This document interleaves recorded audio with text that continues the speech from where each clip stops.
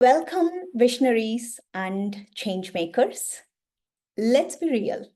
Running a startup isn't about building just the next big thing.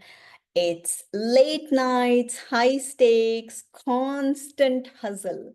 Every day is a new challenge, or the old challenge just returns back. But here is the catch: you can't grow your dream if you're running on empty, right? In today's session, we are diving into something every founder needs but rarely talks about: their mental health. How do you stay sane while you're scaling your empire? How do you handle the pressure of leading a team, building your vision, juggling finances, toilet paper running out, and you still have energy left for yourself? And if you are in the mental health space, how do you take care of others while taking care of yourself? This webinar isn't just to talk about all of this. It's a lifeline for entrepreneurs, mental health practitioners, and innovators like all of you. So buckle up. Let's learn how to grow your business and thrive as a person from two serial entrepreneurs and founders, Sharath and Taha. Sharath has been into business development in many organizations and is a two-time founder. Through his latest startup, Sharath is building an employee engagement platform called Appreciate that helps promote stronger teams at workspaces and promote their company proudly through custom merchandise. Welcome to the webinar, Sharath. Thanks so much, Veda. That's a lovely introduction. Yeah. Well, thank you for building Appreciate. If anybody wants to check it out, the link is there for you in the chat. And we also have Taha. Uh, Taha is a technologist turned social entrepreneur. He's also a two-time founder, and his current organization, Heart It Out, is very well known in the mental health community. He has created a strong team of committed therapists who want to make the world a better place, a place that is mentally strong and resilient. Thank you, Taha, for being here with us. Hey, thank you so much, V, for having me over. Like I've seen the last couple of episodes, and so interesting. So glad to be here and share some insights. Thank you. And Heart It Out's link is also there in the chat window. And I am Veda, founder of Zensible, and a baby when compared to these two in my startup journey. At Zensible, we want to create a community for mental health professionals to enable better therapy outcomes for all of your clients. I want to remind all the participants, the people who have joined the webinar, to keep the chat active, keep talking about whatever we are talking about on the sides. You can keep posting questions and we will pick them all up at around 6 p.m. and then we'll start going through that, okay? And just Taha, Sharath, a question to you, right?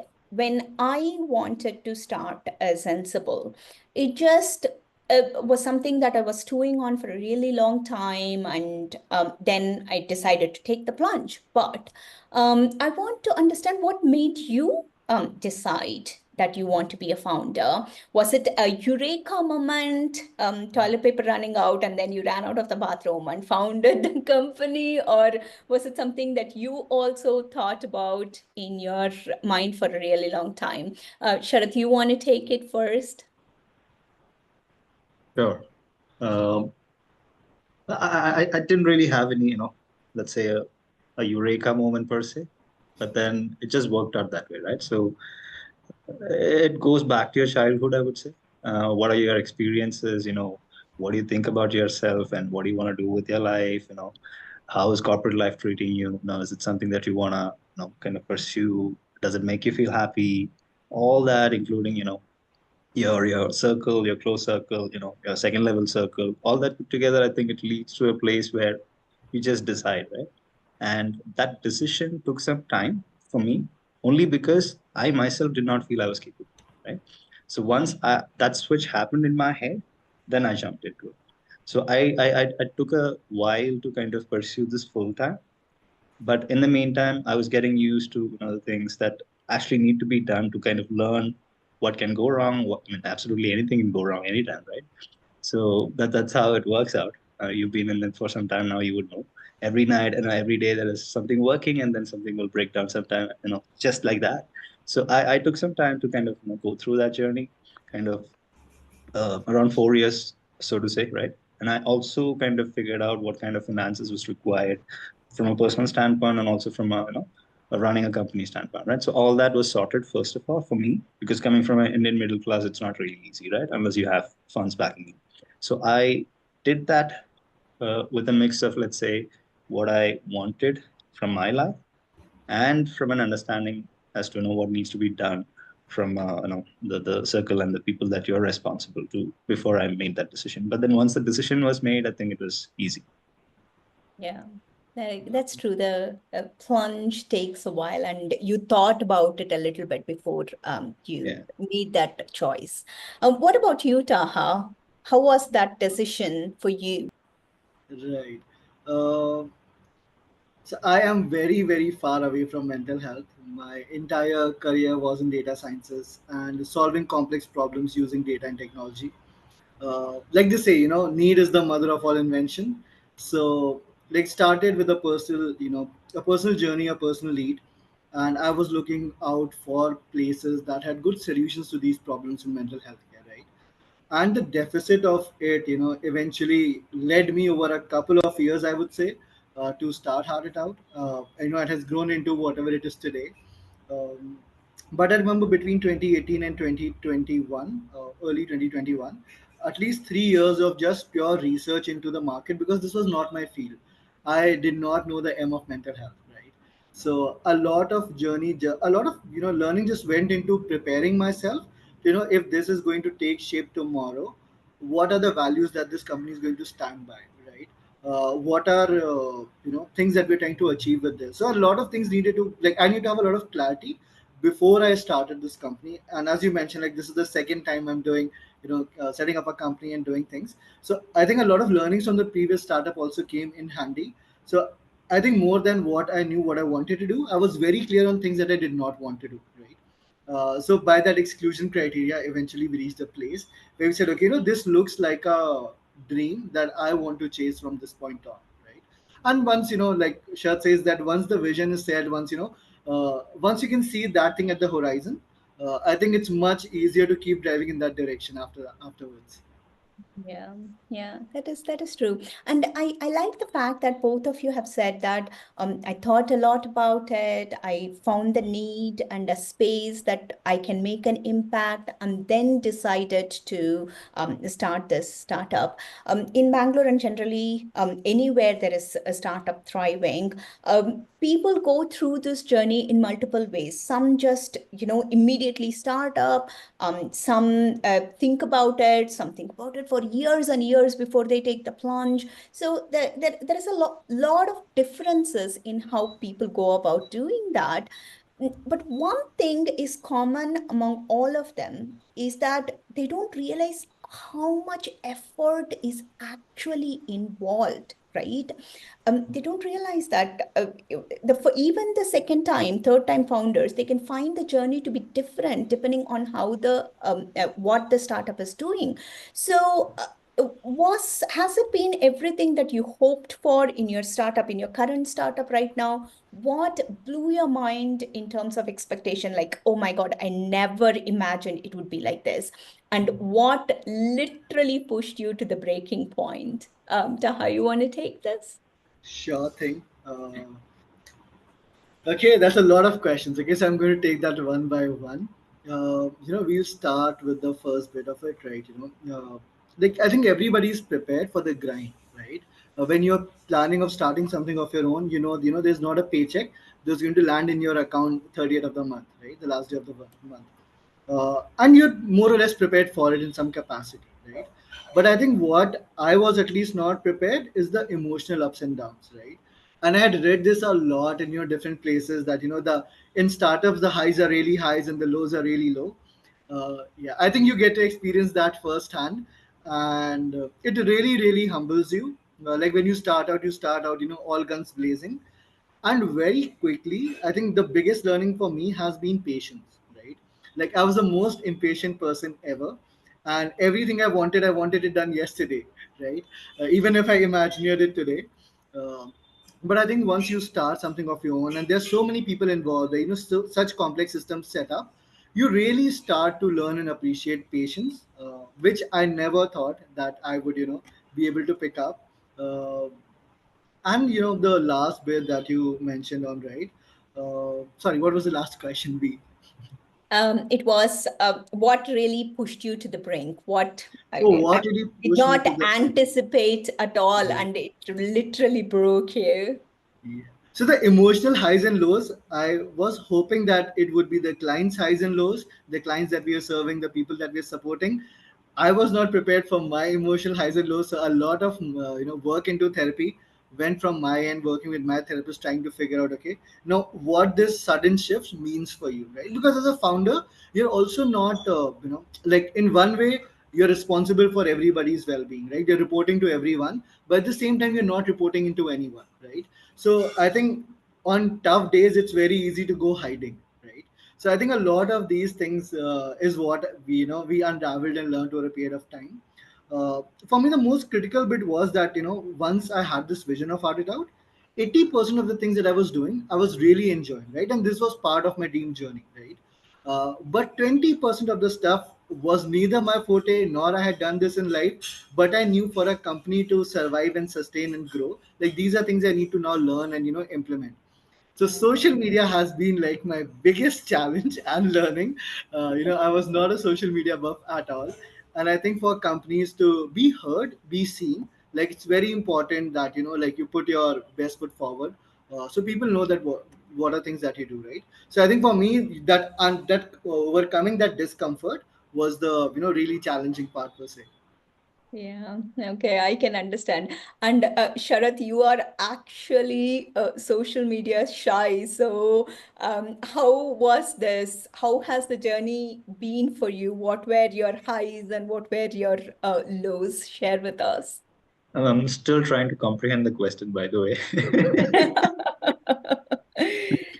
So what do you enjoy about your startup journey? What was like, oh, I didn't expect this to be like this. And what did you feel that, oh my God, this is so much, I have to take care of so much here. I'd keep it a little bit more conversational this time around, and maybe between three of us, right? So I don't know. I mean, we like I said, I was a little prepared in terms of what I would go through especially from a mental journey standpoint, right? To be relevant for the audience, rather, because I knew it was tough before getting it, right? The chances of winning is next to nothing, right? But if you really do something right, maybe you would end up doing something great, right? So that's essentially what my understanding was. And I've been reading a lot of books since very long time, audiobooks basically, right? So I put them in 1x, I mean 1.5x, and then cover about 3 or 4 per week, right? So the massive volumes of books that I've read, especially autobiographies and things like that, to kind of understand what people have actually done, kind of gave me an understanding about what you would go through, right? So maybe it's important for us to kind of stay at, let's say, some sort of a relative equilibrium, right? Like the highs and lows can come in, but then how do you tackle those highs and lows is what you would always look at, right? Because one day, like I said, it is like super high, and the next day it's like you're like, what do I do next? Right. So I kind of got into it thinking, that's part of what I want to do, right? But I would connect it to uh, more than just being let's say, an entrepreneur or running a company. It's about what is it that you want out of your life, right? It's part of your life. So I consider this as something that I really want to do, and therefore I enjoy it, and therefore it's easier even when you fail, because the amount of rejections that you go through, the amount of, Mm. let's say, wins that you get is very, very minimal, right? And all that put together, highs are highs, lows are low, but then at the end of the day, you need to be, maintaining your equilibrium. Therefore, you can, go ahead to the next step and then try the next thing, and then something will break and then fix it. You keep learning, you keep evolving. And I think that's what I enjoy, the learning and the evolution of myself. And that's why I do this. So to answer your questions, I think what kind of, helps me in the journey is how do I grow? And I think probably it's also the same with you, Taha, right? Yeah. Yeah, Absolutely. growth is what I think we are mostly after, and then rest of it comes as a kind of the byproduct of what we do. Yeah. So both of you have said that your passion has to be there, your heart has to be in it. You need to be vested in what you're doing, which is what most of the founders have. They are taking that plunge to because they have that passion for that and they want to see their organization grow. But from a mental health standpoint as well, right?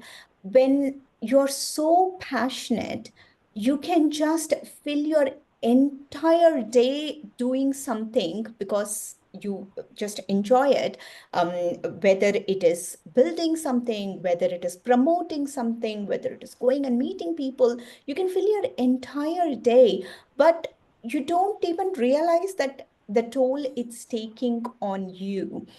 So, how, as a founder, do you say, you know what, I'm going to try in a day, time box myself so that I don't overwork myself? Taha mentioned this, there is no boss, right? So, you either work too hard and nobody tells you that you're working too hard, or some days you just, go and hide because, you are like really difficult to find that courage to come in and go meet people. So, how do you time box yourself? How do you make sure that you also prioritize you and differentiate that from your startup? Sharath, if you want to take this one. I have a set routine, right? So I follow that on a daily basis. So I do not start my day without my gym, right? And that's pretty much needed. If in case I'm out, I cannot travel, I still try to make sure that I wake up a little early and then get that 30 minutes in a hotel room or whatever. But that said, it's not easy to maintain, a balance between both. Maybe there could be, 5 days a week where you do something completely into it, but it's also important that you get that, let's say, one day, a Sunday, where you kind of take yourself, your mind out of it, right? And you kind of get to know, at times it is not easy to even step out, but when you feel yourself like you're full and you cannot even think, and the things are not coming out as it used to be, that's why I personally take a break. And the break need not mean that it's a long weekend, travel somewhere, go out somewhere. It doesn't mean. It's just that I take a mental break. I don't think about work. I switch off my laptop. I might watch a movie, might go out. Let's say have a let's say generally walking out in the sun and things like that, and then I come back and then settle down to doing what I'm doing. But at the same time, it's not about taking a long break. So there has to be a balance again, right? So it's the demand is that you keep doing it consistently, but don't overdo it sprinting for 5 days. Rather run a marathon for 30 days and then maybe take a couple of days break here and there, right? So there's no one size fits all, but then rather you need to figure out what works for you. And personally for me, it's about how I balance it out. And I do balance it out. I don't work on Saturdays. Sundays I do, right? Saturdays I make sure I step out.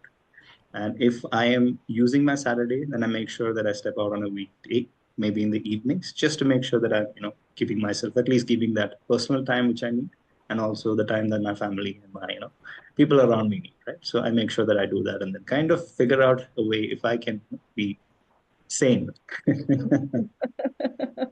Yeah, I like how you say this is what works for me because there isn't one size fits all. Some people like that longer break, some people like that short break in just a day. What about you, Taha? Are you a long break person, short break person, no break person? Okay, I'm a no break person with some shots in between.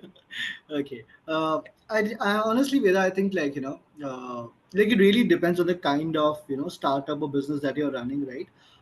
Some businesses require you to be available a lot. Like some businesses are very high availability, say services based businesses, right?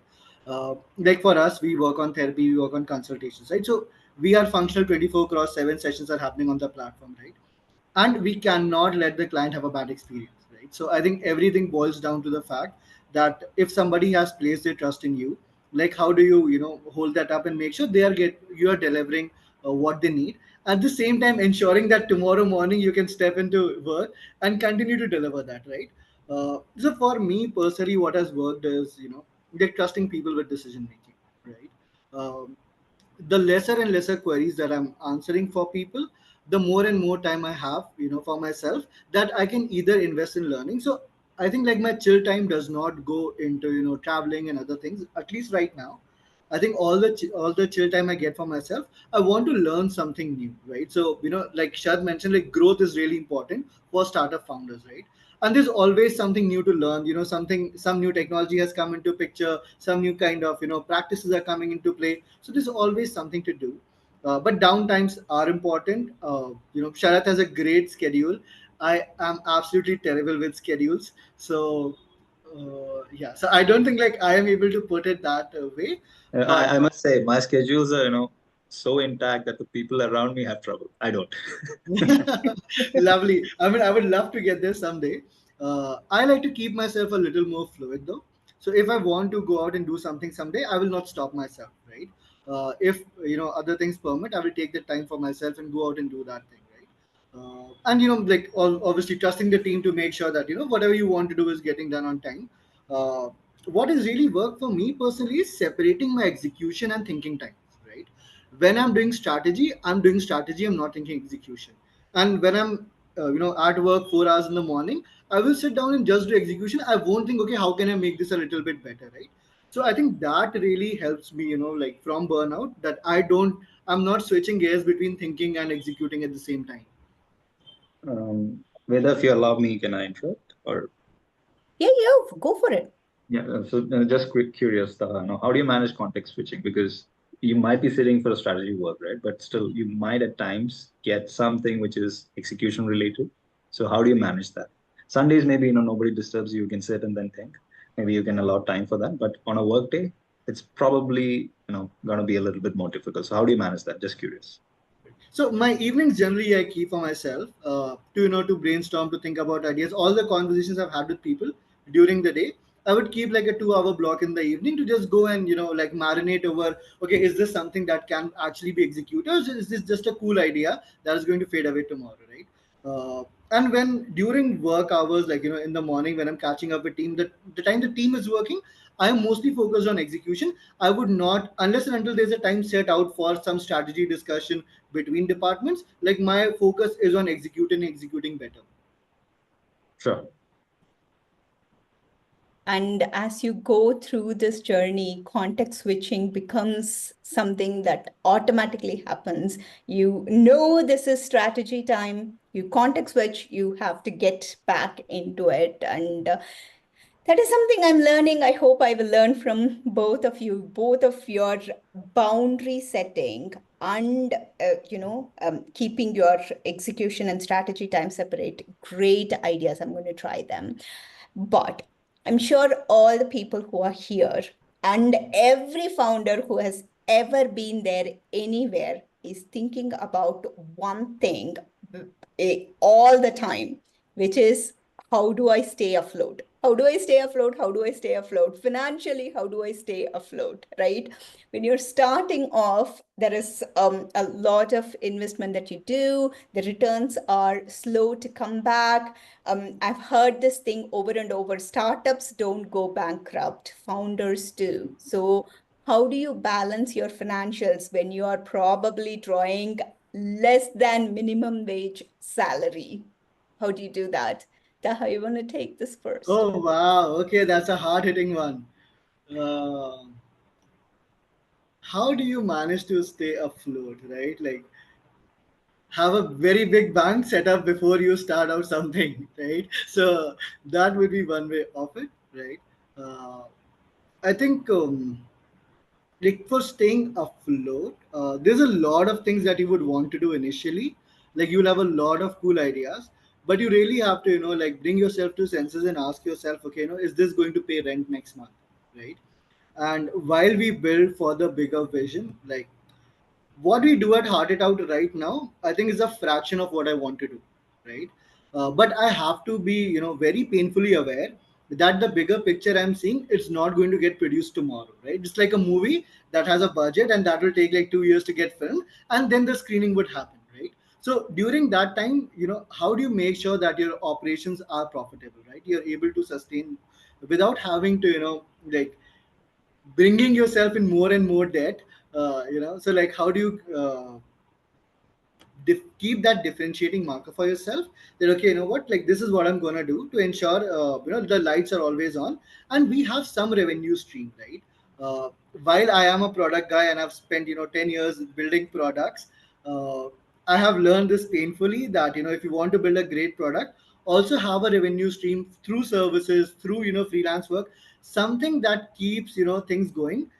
Otherwise what would happen, like sooner than later, is you would start staring at a bank balance that you're not comfortable with, or your lifestyle is going to take a dramatic hit, and you might be forced to shut the shop, right? And I think that's the hardest part for founders, because as founders we're so deeply invested in the company itself that our well-being is always coming last, right? It's always the company first, the people first, the clients first, and somewhere towards the very end of the list you will find your name, right? So yeah, like, have some rewards for yourself so that you are not demotivated from the journey. Your fire keeps burning and you're able to fuel that fire and come in the next month and keep fighting, right? So yeah, it's a battle. Have your war chest, like set up your war chest in a way that you're not spending everything out very quickly. Have a runway, have clarity on what you're going to build, when is this going to get launched, and what is the revenue this is going to bring into play, right? One thing that has worked beautifully for me is starting to think in the terms of probabilities, right? So when I started this journey, everything was very binary. If I had a great idea, it would either work or not work, right? So I would either say, okay, you know what, next month we are going to do 10x in revenue, right? But very soon you realize that okay, this is just 1.5x in revenue, not 10x, right? Uh, so yeah, I think like things like this is are out there that you have to be very very careful with how you're budgeting, what are you building, and start thinking probabilities. Okay, if this is what I'm launching, if this does not work, right, will I have to close down things tomorrow, right? Or what is going to give me some runway to survive for the next 6 months and fight this battle out, right? So it's a very hard question. I don't think there's one easy or right answer. If you have money beforehand, that is great as a bootstrap founder. Otherwise, like, figure out ways to have a sustainable revenue stream for yourself. Mm. So, how was it for you, Sharath? Did you have a war chest, like Taha said, set aside for rainy days? What is your way of handling the financial situation? So I try to keep it as two different things as much as possible, like I said, right? So personal finances, I have a threshold which I need for my survival, right? So I try to keep that intact as much as possible without taking external help, right? So that's something which keeps me going, and it's essential for everybody who wants to do this long term, right? So I have that relatively sorted, let's say, right?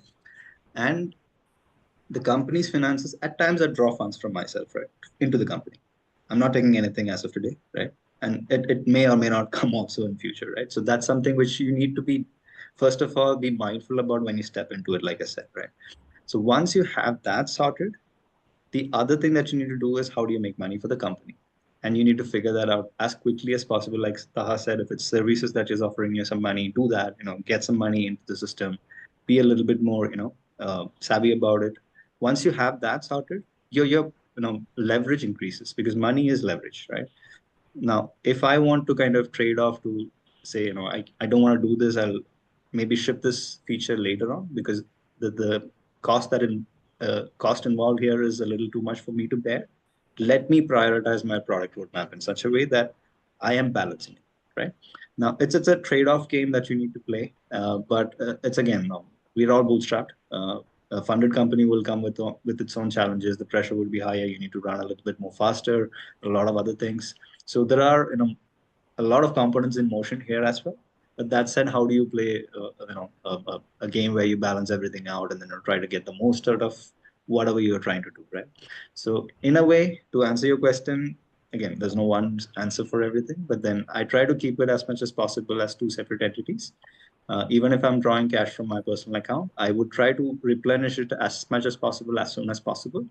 But that said, it's sometimes needed that you put in your personal money to get the company going, right? But yeah, that's pretty much it. Be prepared to take that risk, and your risk appetite will decide how much of a leverage you would have. So, just curious to know, this is a follow-up from me. How far ahead do you plan? Like, you need to have a runway, right? And both for your personal and also for your company, you need to have a runway. So how far do you keep your runway? Again, this is based on each person individual. Just curious to know.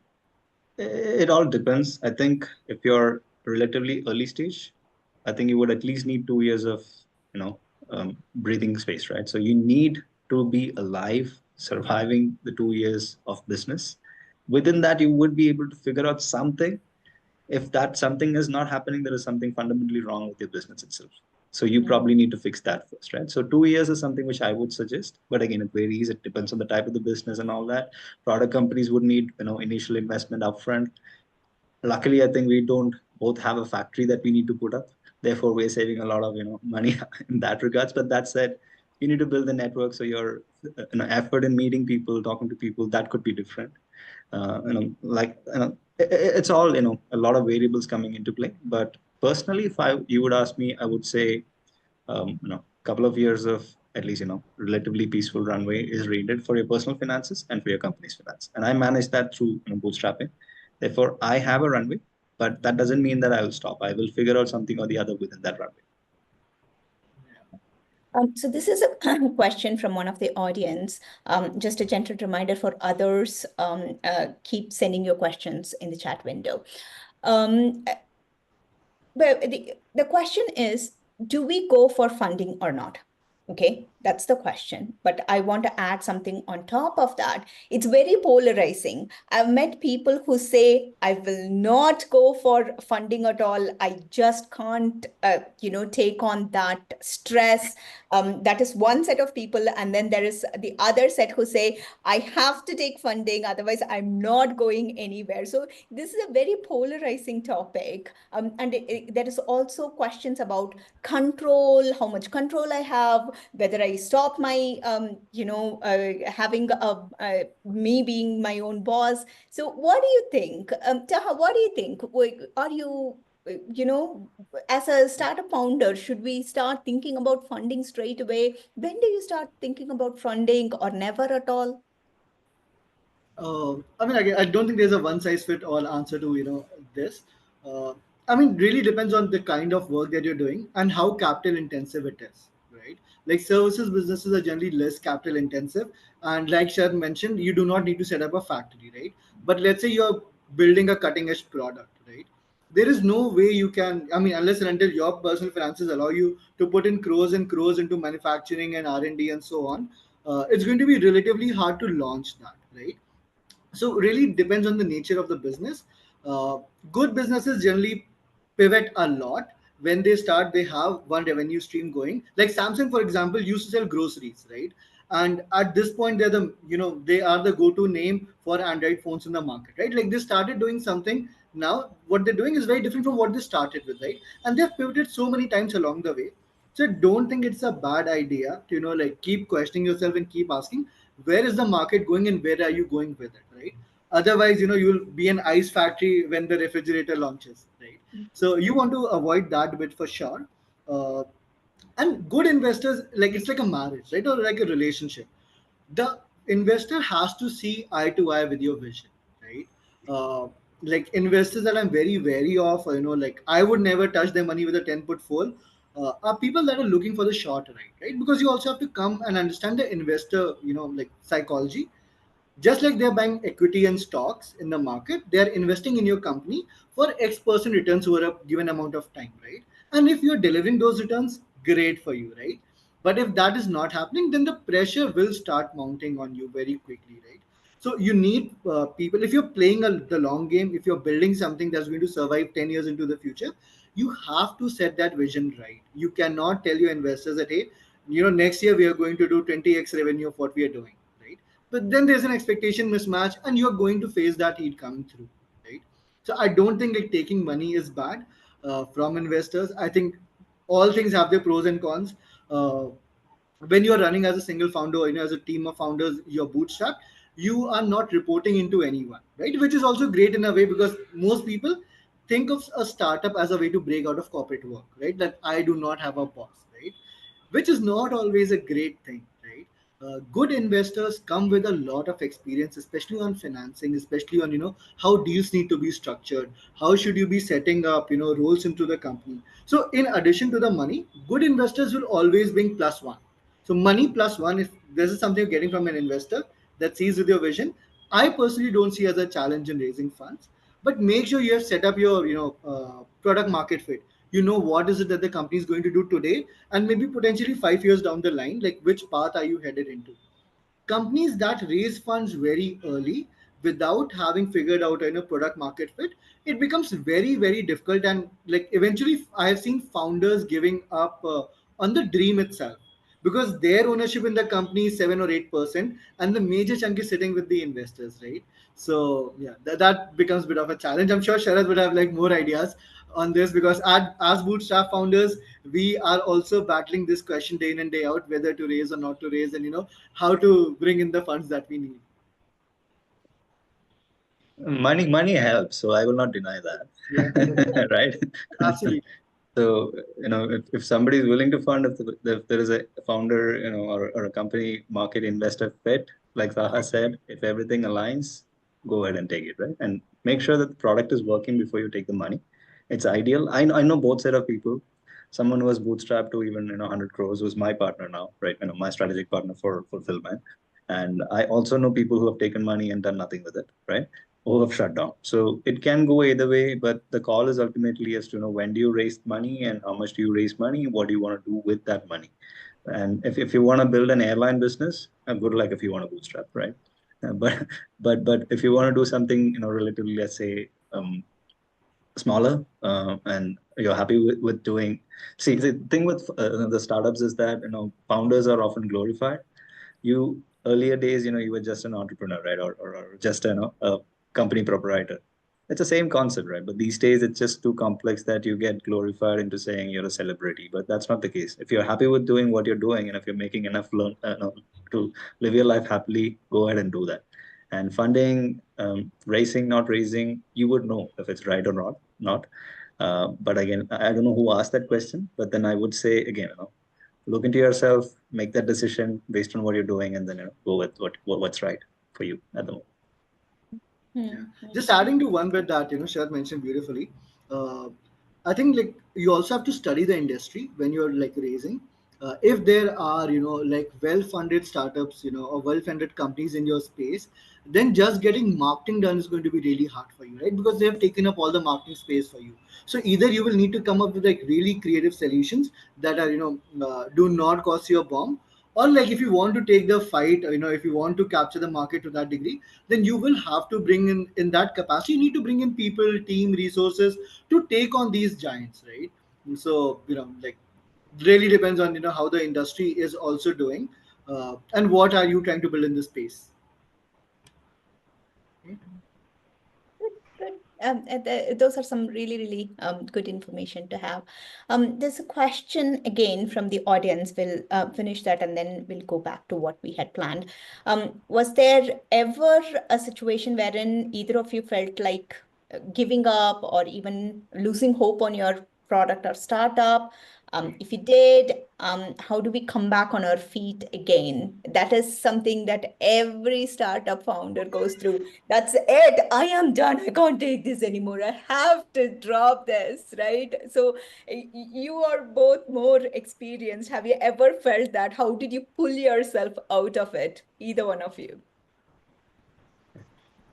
Oh, okay. Uh, I think there have been difficult days for sure, right? Like on days when when things you were hoping for, again, like not thinking probabilities, thinking in certainties that this sometimes 100% going to happen, and then it does not happen, and you like it really hits your morale, it hits the team's morale. Uh, and there are difficult days. I'm not going to sugarcoat it. Like not every day you're going to wake up and be like, oh, today I'm going to conquer the world. So difficult days are going to come through, right? Uh, I think what worked for me personally was at some point in 21 and 22, this fear of failure just evaporated, right? So, whatever numbers I had set out for myself, whatever I wanted to do, I felt like, okay, like whatever I wanted to give back to the world, I've already done that, right? Now, everything else I'm doing is a bonus, and I want to continue this journey further and further. I want to see how far can we go, right? My partner brings this up a lot. When I'm feeling low, she says that you did not come this far only to come this far, right? So I think that really, really helps you going.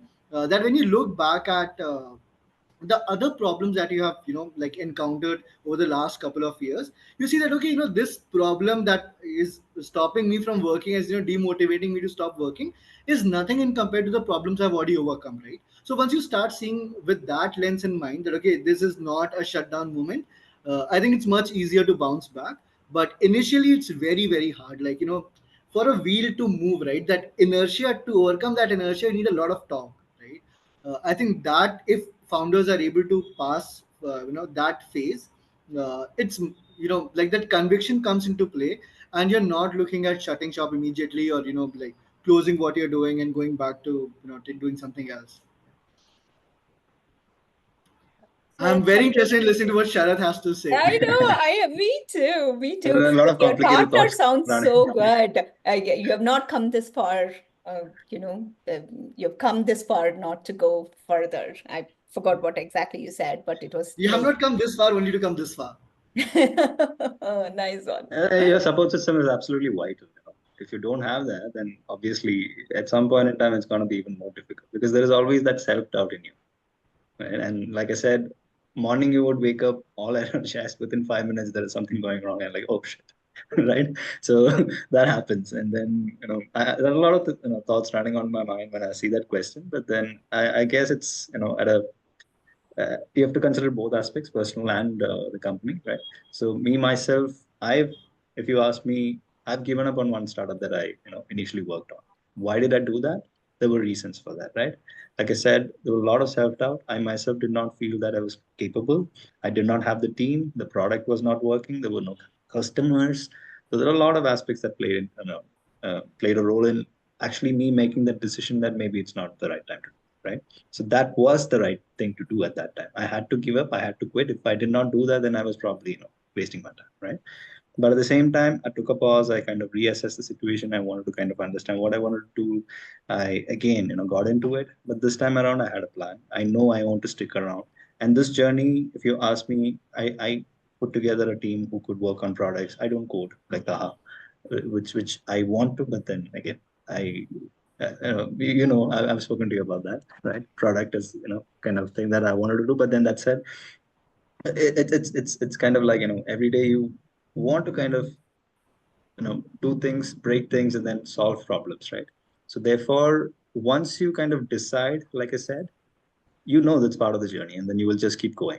And once you have that, right, I think that's when you truly become somebody who can go a little farther ahead.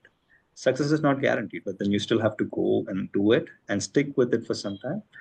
Whether the idea is bad, pivot. If you want to shut down the company, start something new, which is more or less in line. So something, shut down the company if needed, right? I'm saying there could be other parameters like compliances, shareholdings doesn't work, the team doesn't work. Maybe you still want to continue, maybe not the right set of people to continue with. I'm saying, company which doesn't have revenue. Obviously, once you have people responsible, it's a different story altogether, early stage startups. But then once you have that figured, I think just keep going. I mean, when you cannot quit, because once you have that in your head, right, you just keep going, and that's where you all become like an entrepreneur who really can say, yeah, we are kind of like founders. That's a mindset. Yeah, Hmm. that is a good response from both of you. Thank you so much for that. Sharat, something you said really resonated with me. You need to also have a really good team who buy into that vision, right? Getting people for startups is so difficult. And you also have to not only keep yourself motivated, you need to keep them motivated. You are building an employee engagement product. How do you engage with your employees, Sharath? And how do you connect with them? How do you motivate them? What do you do? So for me, it's a relatively small team, so it's easier to do because it's a personal connect, right? Once you scale up, then I think a little bit of process is required. But ultimately, at the end of the day, what motivates you or what triggers you as a person is very dependent on that person. So for me, my team and I are, I would say, relatively well connected, and I know what triggers each of them. And at times, there could be, I need to push them at times, right? But at the same time, I know when to take my foot off. and we have disconnects, but at the same time it's never personal. Okay, so therefore my co-founder, I'm super happy that I have him. If not, I wouldn't have started at Rishu, right? So I found I've been working with him for last 1.5 year, and we don't really have much traction, and the product itself is like a little undercooked for my liking. And only like last month is when we launched a version which I'm happy, not happy, I'm relatively happy giving it to customers, saying, hey, take a look at it, right? So we stuck together without anything for the last 1.5 year, and that counts. And there is another set of people who was supposed to do the operation part of my business, which is the let's say e-commerce part of the business, and they couldn't sustain that long. And therefore I said, it's fine. Maybe if you don't get it, I will take it upon myself to execute it. Therefore, I've seen both sides of it, right? And then there's a new injection that I've made into the team, a new person who's trying to understand what needs to be done, what are his roles, and how does he fit in. And there are also demands of, let's say, personal time, right? My co-founder has a baby, so he sits on his lap while he codes, and therefore he says, "Hey, my kid is on my lap, talk to them." And then sometimes it gets annoying, but then I cannot say anything, right? But then say anything in the sense I'll talk to him later on, but he gets the work done, right? So you need to know where you can push and what you cannot push, and how much you can push. Once you have that understanding, again, it's not foolproof, but you would mostly do good. Yeah, give people the flexibility so that they can either, cook with the baby, or, talk to you, or when the baby is sleeping, talk to you, whatever. So, unlike Sharad, who can go with a not a particularly thrilled product, but it's good enough to go out in the market, that's not what you can do, Taha. You are in mental health, and you need all the people who are working with you, all the therapists, to be at the top of their game, because that's when they will be able to engage with their clients, your clients, right? So in such a situation, how do you take care of your mental well-being, your therapist's mental well-being, so that you can together take care of the general public's mental health? How do you keep them motivated to do that? Uh, I think people that share your vision, I think hiring right is the key to this. Because if somebody is not seeing eye to eye with what you are trying to accomplish, and they're seeing this as a short term stint, it is not going to work, right? If you have to keep chasing people to do the bare minimum, this is not going to work, right?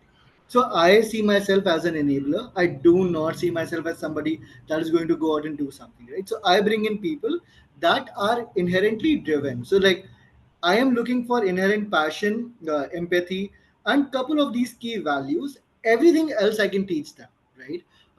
Whatever they need to learn on technology, how to work with clients better, what kind of tools clients would need, all of this can be taught, right? But if you're missing the fundamental values that I'm looking in a person to work with, that's just not gonna work, right? So I think hiring right and getting in the right people is, absolutely critical. Uh, and beyond that, like knowing what your team's limits are, right? So you do not want to push everyone to do their 100% every day, right? Because 100% for them every day is varying, right? If a therapist sees three very difficult clients in a day, their day is going to look a lot different versus how they would if the cases that they're handling are not as heavy, right?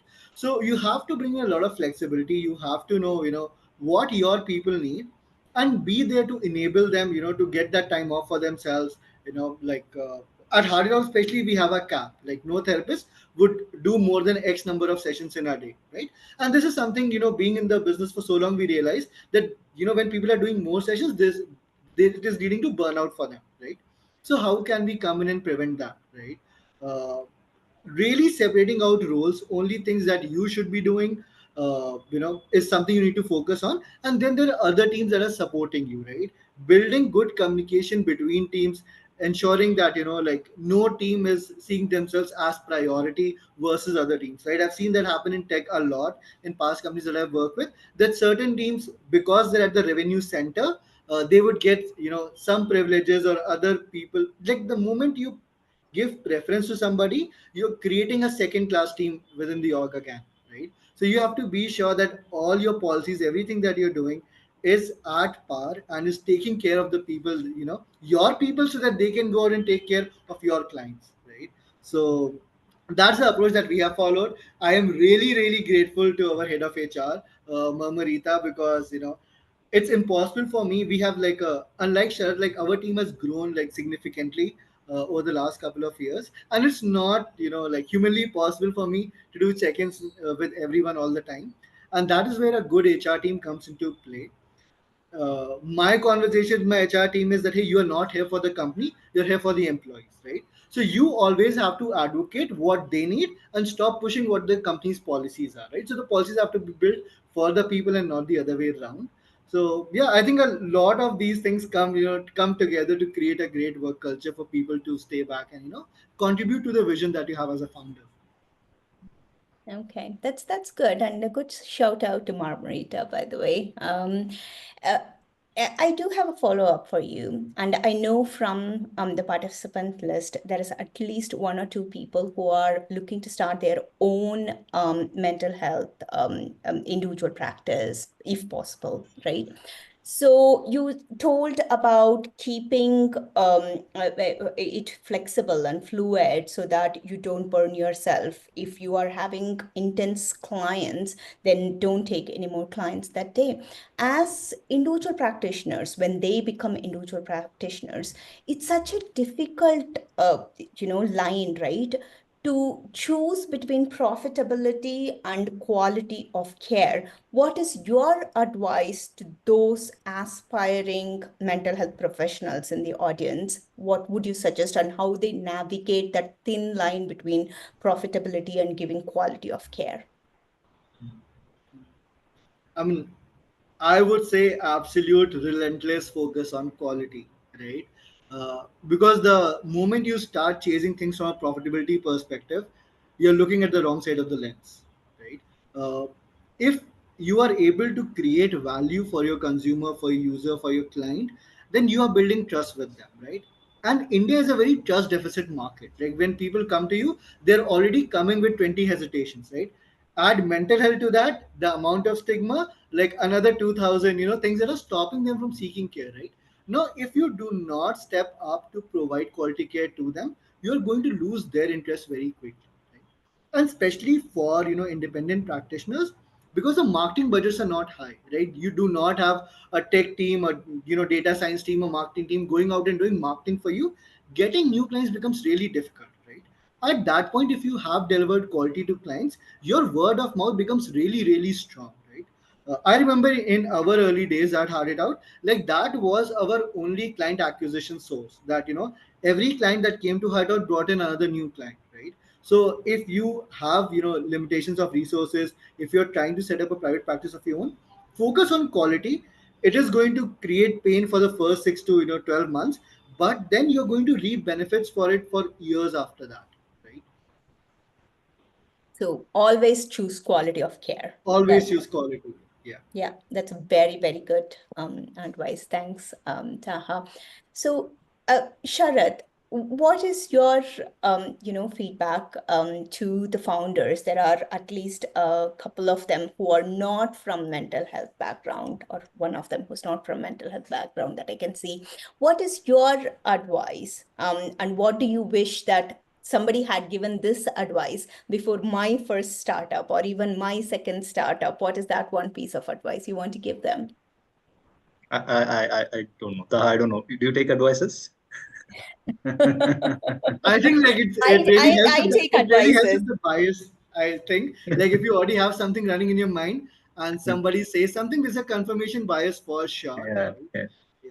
So that's So that's it's something you need to figure out with us. So no, it's good expand your understanding, learning, absorb as much as possible, but then the filter still needs to be yours. So develop that filter, but take in as much as you can, and then find your way. I think that is what I do. It works for Mm, me. mm, It could be different for someone else. Someone would need some guidance, some leadership, kind of show them a way. Those people might need to follow a coach. Someone may not need it. Someone wants to break things, and someone wants to be like, no, what do I say? Out of the box thinking. They could, do it in a different way. But personally, for me, it just, kind of me applying some filters, finding out what works for me, trying out things, learning from it, and then kind of moving ahead. So I don't know if it helps, then maybe try to do that and then figure out what works for you. Any advice from you, Taha? I want to add one advice in the end because I'm freshly a minted startup founder, but I will keep that to the end. Anything from you, Taha? So I think as a startup founder, you really need to know a lot of things, right? So my advice to non mental health founders or mental like everybody in general is like try to be T-shaped. Okay, so you need to have like a generalized knowledge of a lot of different subjects so that you can be part of intelligent conversations. And when you're getting the right advice, you are able to appreciate it, right? And then at the same time, like how T has a that strong line, that is your depth. Like there has to be one area where you're absolutely like you're a formidable foe, right? Nobody can come in and question your authority in that area. So one thing that you're really really good at, and then at the same time like a lot of information, generalized information about a lot of other things, right? So that would really help you go further and further. That's a very good advice. Know what you want to go in depth in, know what you want to know lightly, and make the difference. So, if you are at the top of the T and you only know a little bit of marketing, you then know I have to go get a marketing person. So, my piece of advice is do not underestimate the amount of legal and compliance related work that are there when you start your startup. You will spend a lot of time at the beginning doing all of this work more than what you want to put into your startup. So invest in a CA or auditor, definitely, because they are going to help you. My depth is not that. I have figured it out. So one piece of advice for those who are there: if you are registering your company, please have some really, really good CAs and auditors for yourself. Um, that's That's my. a very sound advice. You do not want to get caught in the legal loopholes. Oh my God, it's so difficult. There's just so much things that you never even anticipated. It's really ridiculous. But yeah, that's learning for me. But Sharath, Taha, you've both been amazing. We had a few participants, but they had to drop off. But for those who have stayed back, thank you so much. It's been lovely having you all with us. And this will go into recordings, and I will send you the recordings when they are available. Thank you. Have a good evening, everyone. Thanks so much, Vedant. Thanks so much. We great conversation with Sharath and you. Thank you so much, participants.